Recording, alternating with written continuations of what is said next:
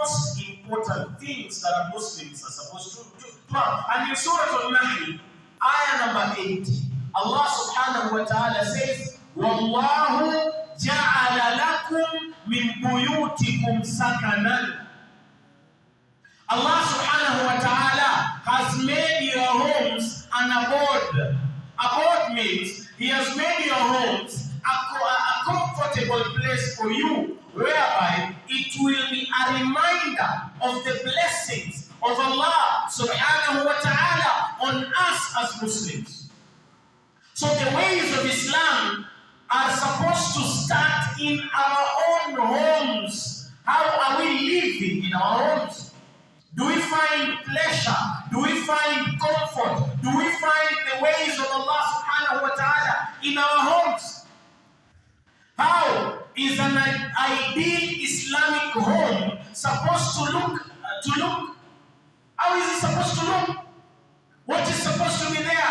How are our children supposed to be raised up knowing and understanding that they are Muslims? These are very tricky questions that must be answered, and they have already been answered by Allah subhanahu wa ta'ala. When your house has the name of Allah subhanahu wa ta'ala in it, when your house has ibadah in it, when your house has comfort in it, then your house has the nitty-gritties that a Muslim is supposed to have.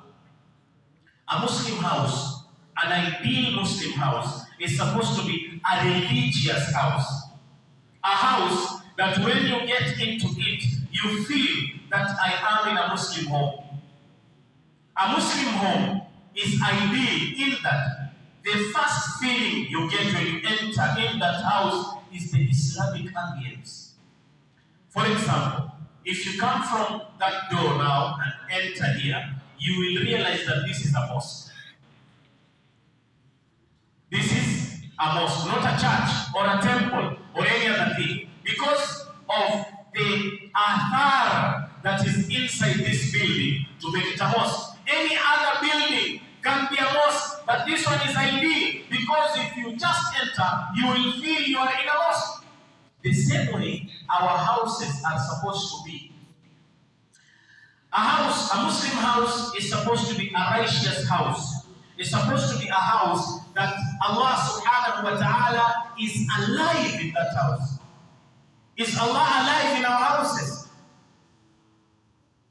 Is Allah alive in our houses? In our houses? A house that Allah subhanahu wa ta'ala is mentioned, and a house that Allah subhanahu wa ta'ala is not mentioned, is like al-hayy wal-mayyit. Al-hayy wal-mayyit. How? A house that Allah subhanahu wa ta'ala is mentioned is alive.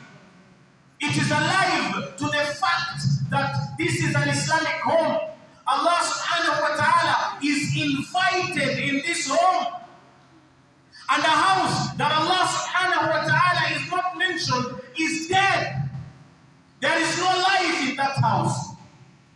As Muslims, we have dua in all occasions. When we enter our houses, there is a dua that we recite. When we leave our houses, there are duas that we recite. Why are we having duas in our houses? So that we can make our houses alive.